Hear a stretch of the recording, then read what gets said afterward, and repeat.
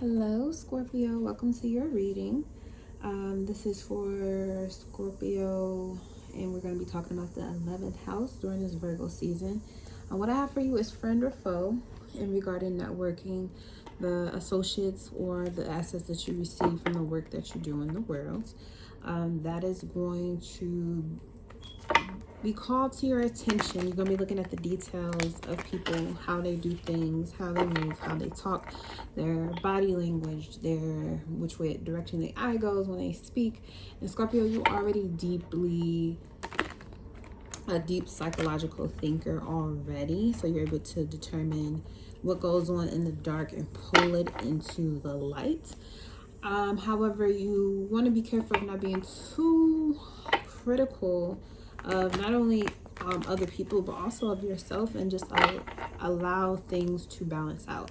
So this new moon that's occurring in Virgo is going to actually be a way for you to start looking at friendships and networking to be something that is more based on how you take care of yourself, especially your mental and emotional body, and less about what you can get out of a situation.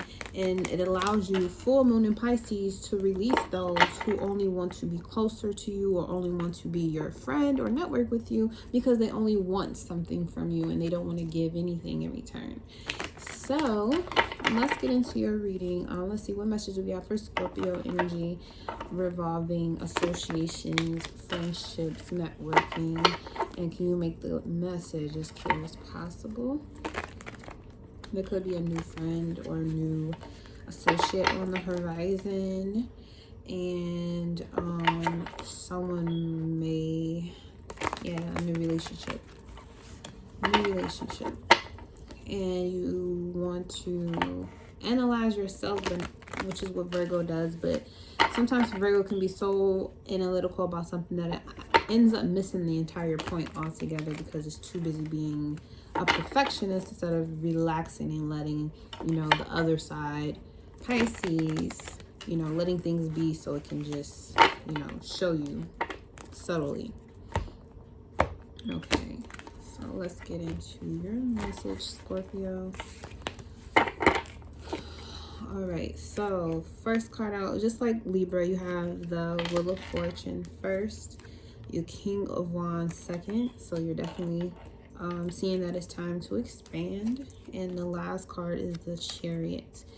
It's time for you to expand and move in a new direction. At the bottom, we have the Nine of Cups. So this card talks about being emotionally satisfied, being emotionally fulfilled with something, because it's the end of something and it's the beginning of something new. So you're just ready to receive what all of these cups behind were sat here for, which is the 10th cup, which is complete fulfillment and dreams come true. So you're almost on the cusp of that, but this Virgo season is going to help you open up a little bit more to what needs to change in order for you to expand in the area of networking or friendships. So let's look at this Wheel of Fortune. Take a look here at this Wheel of Fortune. Okay, why is the Wheel of Fortune here? What's turning? What's changing? Divine timing. Okay, so we got the Hangman. Like I was saying, that Piscean energy, allowing things to just be and accept what the divine has for you. Learning how to take a break and relax when it comes to relationships, not being too analytical or too nitpicky about people, what they think, how they are. And you may end up building a relationship during this Virgo season with the situation that is something that you could see going long term, because now you're starting to look at it like it has, potential to nurture you in the way where it brings calm, it brings relief, it brings you encouragement, it allows you to feel like you can do something. And this could just be like you taking on a job and now the people at your job You're analyzing them quite a bit, but at the same time, you're starting to see that there's potential here for some type of growth that can happen as long as you learn to, be in control of that, desire to, sting people to get the truth out of them. Let it come to you. Okay. Why isn't the King of Wands here? The King of Wands. The Entrepreneur card, the Expansion card, expansion. This is your energy, King of Cups. So you're starting to expand how, you're starting to learn really with the facts that you've received, how you can expand your ability to detach and let things go when you allow new people and new situations to come into your life that come from the work you do in the world, which is working on transmuting your dark, learning not to fight people, learning how to control your innate desire to, like I was saying, just sting people to get the truth out of them and then keep it moving. You don't have to do that all the time. And sometimes it can, you could have gotten so used to, stabbing right to the truth of a situation and then, resolving it within yourself and letting it be. But there are some things that does not require your physical action to be taken. You just need to see the truth for what it is. There's some type of attachment here that's developing that you don't have to fight. And you don't have to hurt the situation or the person to try to see if it's real or not. You can just let it grow and expand. And it may touch you or tap into you emotionally in a way that you haven't had to experience before. But it's not a bad thing because you're growing emotionally. You're growing out of the need for certain type of attachments that may have been toxic, so that you can have the courage to get out of those situations and find something, again, 9 of Cups, that is going to be pleasing for you emotionally, so that you can share these 9 Cups with someone who wants to share their 9 of Cups with you. So last one, Chariot, moving on.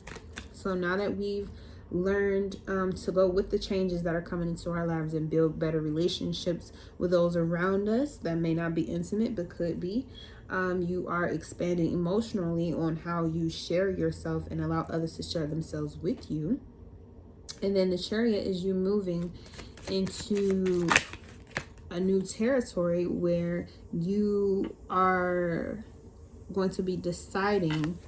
Really, you're going to be making more permanent decisions, long-term decisions when it comes to what brings you peace. Going into relationships with peace and feeling like, you're more in control of your life and your decisions, and you're not being, manipulated by what things look like on the outside.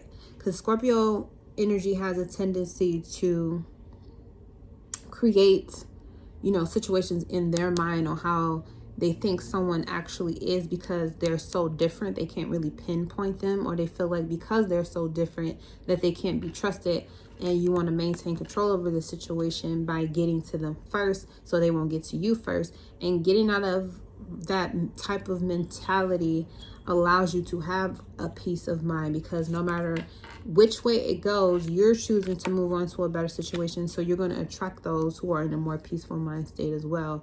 And therefore, you get to have a wise, you get to use wisdom when you choose your emotional bonds moving forward. And you can release things that may have seemed comfortable but actually were toxic, because it's time for you to make a decision on what route you want to take moving forward, especially with this new moon coming in Virgo.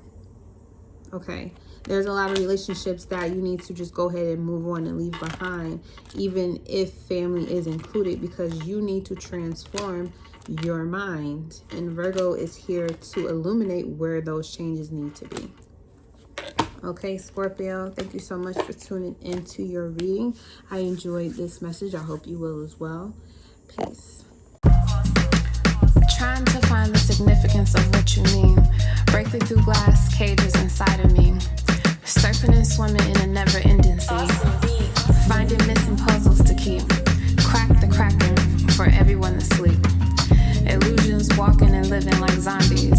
Allowing people to play with my mind like chess piece.